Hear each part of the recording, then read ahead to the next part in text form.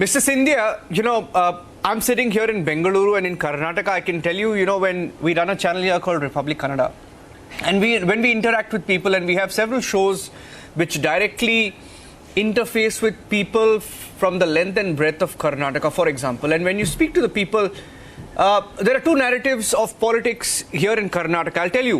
One is, of course, people believe in the leadership of Prime Minister Modi. They know that he's the strongest leader. And all that you've listed now at the grassroots level, it has made a difference. I would say that because people talk about gas connections, people talk about free housing, and recently you had the insurance scheme for all senior citizens. There is one aspect of what people talk about when it comes to governance. The second aspect is the guarantees which are given by the state government. Of course, the state government itself is broke. There is no money for anything else when you bring in guarantees or give free schemes to people. So how do you strike a balance? When in the government, how do you strike a balance between the both, Mr. Scindia? Well, what's very important, Niranjan, is you have to have a equanimity between, on the one hand, powering India forward, and therefore looking at high rates of economic growth, such as what Prime Minister Modi's government has delivered in the last financial year, almost 8.2% economic growth rate. And the compounding of that growth is what really transforms India. On the other hand, it is also extremely important to bring the disadvantaged and the economically weaker sections into the paradigm of opportunity so that they can also contribute to the cause of nation building.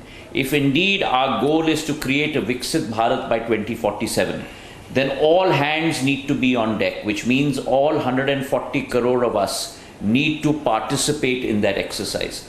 And therefore the emergent need is also to make sure that you proliferate these avenues of opportunity right down to the grassroots level. And therefore the Prime Minister's resolve, which has resulted in close to 25 crore people being lifted out of poverty over the last decade. In the last 75 years, you have never seen this sort of a transformation. And much of it comes from the opportunities that have been given at the grassroots level. And that's the transformation that India requires today. So on the one hand, it is to power economic growth, and the other hand, it is to bring people into the economic mainstream that will truly transform India.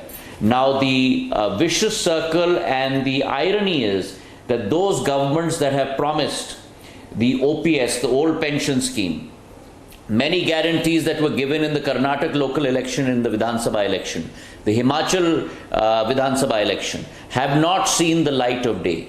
Here you are seeing within the first 100 days of the third term of Prime Minister Modi, what has been promised has been delivered. And therefore you see the difference between truth of promises and conversion into action, and those that only say things on election day, whether it is the leadership of the Congress party or other political parties, which never sees the light of day, and therefore the hypocrisy of these parties comes to light when in comparison with the central government under Prime Minister Narendra Modi.